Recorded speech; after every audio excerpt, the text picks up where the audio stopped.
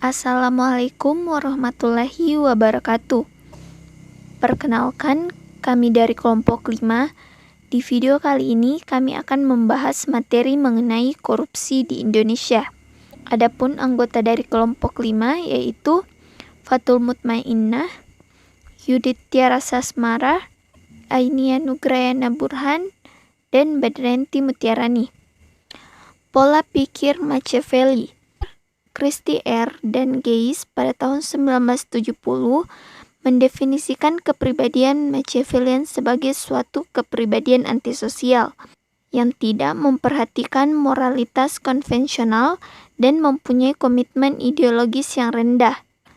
Seseorang yang memiliki sifat Machiavellian akan melakukan tindakan whistleblowing apabila merasa mendapatkan keuntungan, baik secara material maupun kepuasan diri sendiri.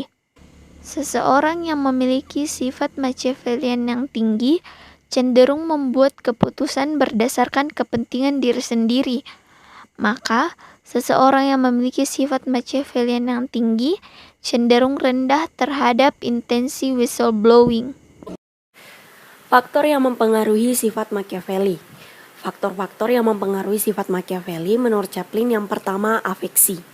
Menjelaskan afeksi sebagai satu kelas yang luas dari proses-proses mental, termasuk perasaan, emosi suasana hati, dan temperamen.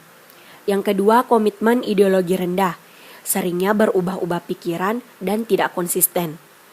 Yang ketiga yaitu ego. Seseorang yang egois yaitu yang selalu mementingkan dirinya sendiri di atas kepentingan orang lain. Yang keempat yaitu manipulatif.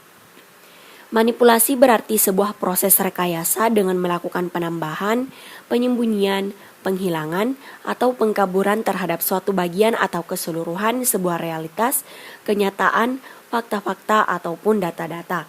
Yang kelima yaitu agresif. Perilaku agresif cenderung bersikap otoriter yang bermain pemerintah.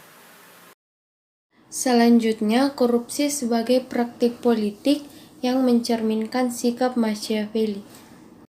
Korupsi sebagai praktik politik yang mencerminkan sikap Machiavelli, pada saat ini di Indonesia telah terjadi banyak pelanggaran hukum pidana, hukum perdata, hukum tata negara, maupun hukum administrasi negara. Ada salah satu kasus yang marak terjadi namun masih kurang dalam penegakan hukumnya, yaitu kasus korupsi. Kasus korupsi merupakan tindak pidana yang sering dilakukan oleh para pejabat negara, misalnya anggota legislatif yaitu MPR, DPR, DPRD, dan lainnya. Beberapa kasus korupsi dari anggota DPR. Yang pertama, fraksi Golkar, Ketua DPR RI Setia Novanto kasus IKTP, terpidana kasus korupsi IKTP. Yang kedua, anggota Komisi 6 Bowo Sidik Pangarso, terdakwa kasus suap pelayaran antara PT Pupuk Indonesia Logistik dan PT HTK. Yang ketiga, anggota Komisi 1 Fayakun Andriadi, terpidana kasus proyek Bakamla. Yang keempat, anggota Komisi 7 Markus Nari, terdakwa kasus korupsi IKTP. Dan yang kelima, Wakil Ketua Komisi 7 Eni Maulani Saragi, terpidana korupsi proyek PLTU Riau I. Dan masih banyak lagi kasus korupsi lainnya. Langkah pemberantasan korupsi. Untuk mengatasi berbagai hambatan tersebut, telah dan sedang dilaksanakan langkah-langkah sebagai berikut. Yang pertama, mendesain ulang pelayanan publik, terutama pada bidang-bidang yang berhubungan langsung dengan kegiatan pelayanan kepada masyarakat sehari-hari. Tujuannya adalah untuk memudahkan masyarakat luas mendapatkan pelayanan publik yang profesional, berkualitas, tepat waktu, dan tanpa dibebani biaya ekstra atau pungutan liar. Yang kedua, memperkuat transparansi, pengawasan, dan sanksi pada kegiatan-kegiatan pemerintah yang berhubungan dengan ekonomi dan sumber daya manusia. Tujuannya adalah untuk meningkatkan akuntabilitas pemerintah dalam pengelolaan sumber daya negara dan sumber daya manusia, serta memberikan akses terhadap informasi dan berbagai hal yang lebih memberikan kesempatan masyarakat luas untuk berpartisipasi di bidang ekonomi. Ketiga, meningkatkan pemberdayaan perangkat-perangkat pendukung dalam pencegahan korupsi.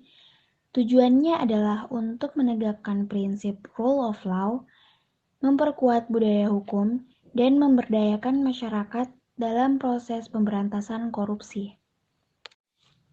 Keempat, tampaknya memasukkan ke lembaga pemasyarakatan atau penjara bagi koruptor bukan merupakan cara yang menjerakan atau cara yang paling efektif untuk memberantas korupsi. Apalagi dalam praktik lembaga pemasyarakatan, justru menjadi tempat yang tidak ada bedanya dengan tempat di luar lembaga pemasyarakatan. Asal narapidana korupsi bisa membayar sejumlah uang untuk mendapatkan pelayanan dan fasilitas yang tidak beda dengan pelayanan dan fasilitas di luar lembaga kemasyarakatan.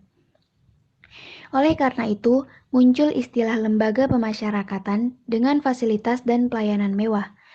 Melihat pada kondisi seperti ini, maka perlu dipikirkan cara lain agar orang merasa malu dan berpikir panjang untuk melakukan korupsi. Terakhir, penegakan hukum dalam rangka pemberantasan korupsi ini harus dilakukan secara terpadu dan terintegrasi dengan satu tujuan, yaitu untuk memberantas korupsi. Sumber daya manusia penegak hukum harus berasal dari orang-orang pilihan dan mempunyai integritas tinggi. Sudah saatnya diakhiri terjadinya ego sektoral atau ego institusional di antara lembaga penegak hukum. Negara juga perlu memikirkan bagaimana agar tingkat kesejahteraan bagi para penegak hukum itu baik, tidak berkurang, dan menjadi penegak hukum yang bersih. Bagaimana bisa bersih kalau sapu yang digunakan untuk membersihkan adalah sapu kotor? Sekian dari kelompok 5, kurang dan lebihnya mohon dimaafkan. Wassalamualaikum warahmatullahi wabarakatuh.